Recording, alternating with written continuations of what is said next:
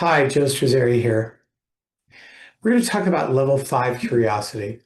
I'm going to ask you to take a little journey with me in that on the left-hand side, you've got abdication and complacency.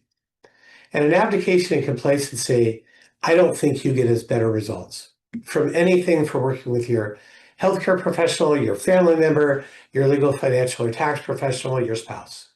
Abdication and complacency means, I'll leave it to you, whatever it is, it is. That can happen over time because you trust somebody and you're just not paying attention anymore. That's problematic. Or it could be, I'm just tired of dealing with it. It could be, I've got so much else going on, I can't. But if something's important to you, maybe we can look at another version on the other side of the spectrum called care to know. You'll notice that it says notice, inquire, shift, discover, and activate.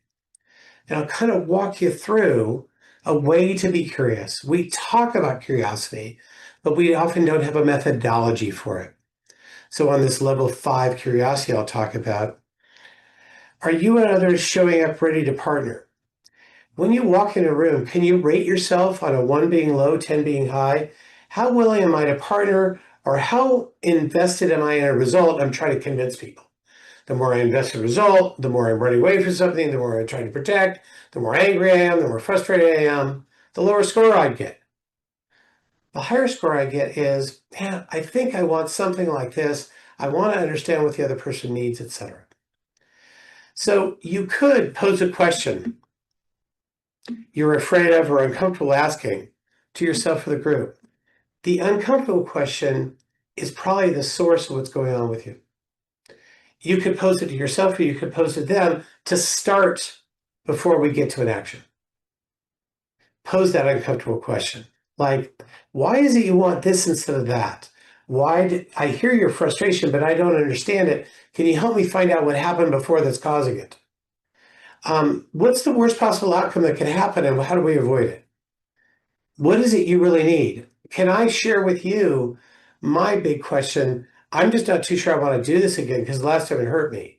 Be able to have those careful conversations and questions with yourself first and with others right after notice so you can inquire. Then think about your patience or your constraints or your behavior and say, am I willing to shift something? Am I willing to not be frustrated about this? Am I willing to listen one more time with an open ear rather than a judgmental one? What am I willing to shift?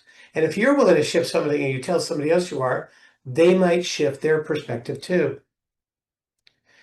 Then as the conversation goes on, try to find something new that you didn't know. Not convince somebody of something, not tell them, but you yourself find something unexpected that you didn't know.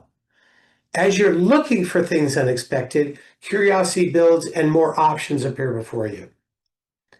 Then start to partner with them to say, with these new perspectives and shifts and what we saw, and we're talking about the difficult stuff, what do we find if we partner together under this new awareness? Not what are we going to decide, but what could we find?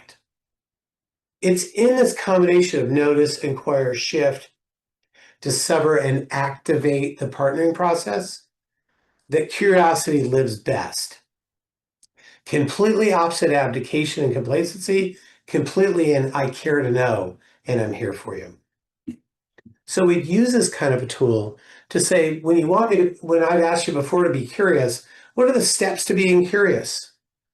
They're not easy, and they're a lot within yourself, but you're going to notice that as you act this way, the more times you do, the more people around you will start to act this way too, and the better outcomes you can find. Thanks.